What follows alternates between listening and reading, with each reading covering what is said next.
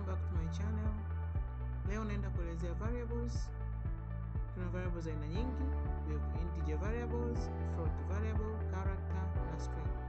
Integer zenyewe ni variables ambazo zina hold data ambazo ni whole numbers. Float yenyewe ina hold number ambazo ni decimals. Character ina hold single alphabet, a letter. String ina hold an word. So, how can you declare a variable? Kwanza tutaanza na kuandika data type, ambapo data type ni int kwa mfano, alafu unaandika jina la variable ambayo maybe tunaweza tukasema n au num. Hii ni jina la variable yetu ambayo tunahitaji kuhifadhi value kwenye hiyo variable.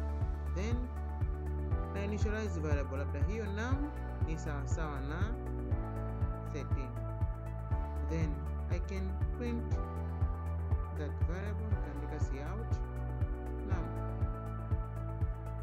So hapa nimedeclare a variable, nimeomba space kwenye memory kwa ajili ya kuhifadhi data. Hiyo space naita num na data nayohifadhi nitaipa 13, then hapa nitaprint hiyo value ambayo nini ni 13 kwa kutumia variable name.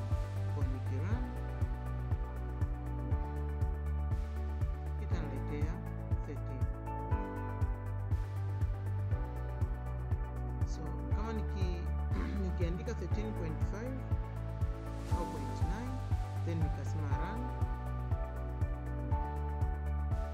itaniletea 13 ile. Kwa sababu gani? Kwa sababu integer variable they print only whole numbers, not decimal number or fraction. Kwa hiyo tukiwa careful sana tukidili na integers, hazita print decimal number. Thank you.